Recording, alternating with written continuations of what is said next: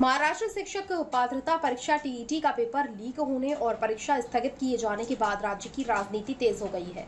शिवसेना उद्धव बालासाहेब ठाकरे के नेता अंबादास दानवे ने राज्य सरकार पर तीखा हमला बोलते हुए परीक्षा प्रणाली की सुरक्षा पर गंभीर सवाल उठाए हैं। अंबादास दानवे ने कहा कि महाराष्ट्र पहले भी नीट पेपर लीक का केंद्र रहा है, लेकिन सरकार ने उससे कोई सबक नहीं लिया। टीईटी अपेक्षाकृत छोटी परीक्षा है, फिर भी सरकार इसे सुरक्षित तरीके से आयोजित नहीं कर सकी। यह महाराष्ट्र सरकार के लिए शर्मनाक है कि टीईटी जैसी परीक्षा का पेपर भी सुरक्षित नहीं रखा जा सका। हमें दुख है कि महाराष्ट्र में भाजपा की ऐसी सरकार है।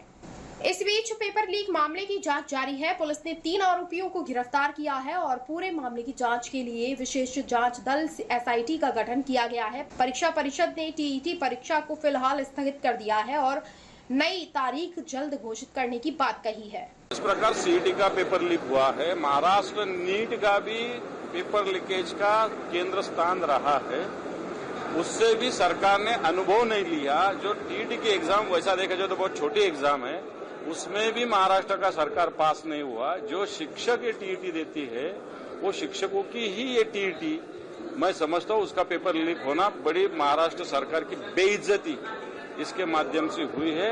इसलिए ये जो सरकार है इसमें दम नहीं, ताकत नहीं, सादा पेपर टीईटी का संभाल नहीं सकते। ऐसा सरकार महाराष्ट्र में भारतीय जनता पार्टी का है, इसका हमें खेद है। महाराष्ट्र ये सिर्फ शुरुआत है। बहुत अलग अलग जगह पे आपको पता चलेगा कि यहाँ पे बहुत बड़ा भ्रष्टाचार हुआ है। जैसे नीट में 2024 में पेपर फूटा था, उसके बाद जो अधिकारी उस पेपर फूटी के लिए जिम्मेदार था उसको भाजपा शासित एक राज्य का चीफ सेक्रेटरी बनाया गया, मतलब उसको बढ़ती दी। तो इसीलिए लोगों को लगा कोई भी चोरी करता है तो भाजपा सरकार बढ़ती देता है। तो 2026 में वापस एक बार नीट का पेपर फूटा। वो फूटने के बाद आपने देखा होगा लोगों का बहुत बड़ा गुस्सा दिखाई दिया। तो ये सरकार ने, केंद्र सरकार ने दिखाने के लिए सीबीआई की इंक्वायरी सब जगह लगा दी। लेकिन इंक्वायरी कितने दिन चली? 15-20 दिन। अभी इंक्वायरी का क्या हो रहा? कुछ नहीं हो रहा।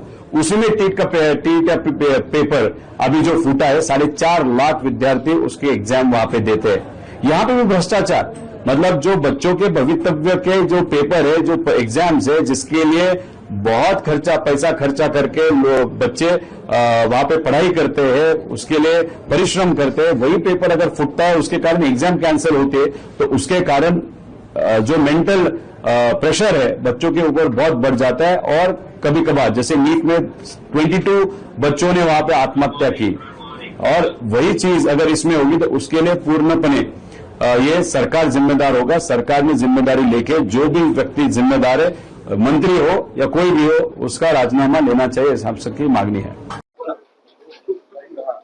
महाराष्ट्र राज्य परीक्षा परिषद पुणे आयोजित टीईटी परीक्षा जी 28 जून 2026 म्हणजे उद्या होणार होती, ती परीक्षा ठाणे भिवंडी येथे प्रश्नपत्रिका लीक झाल्याचे समजल्यामुळे गुन्हा दाखल झालेला आहे आणि त्यामुळे ही परीक्षा पुढे ढकलण्यात आलेली आहे। या परीक्षेसाठी पूर्ण राज्यामध्ये 37 ठिकाणी ही परीक्षा होणार होती।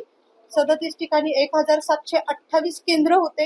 6,01,25 उमेदवार या परीक्षेसाठी प्रविष्ट झालेले होणार होते, परंतु आता ह्या गोष्टी झाल्यामुळे ही परीक्षा पुढे ढकलण्यात आलेली आहे। परीक्षा पुढची केव्हा होणार आहे याचं नियोजन आम्ही आता करत आहोत। पुढची तारीख लगेचच कळवू। नाही, ही याबद्दल आम्ही कळवू, पुढची तारीख आम्ही कळवू।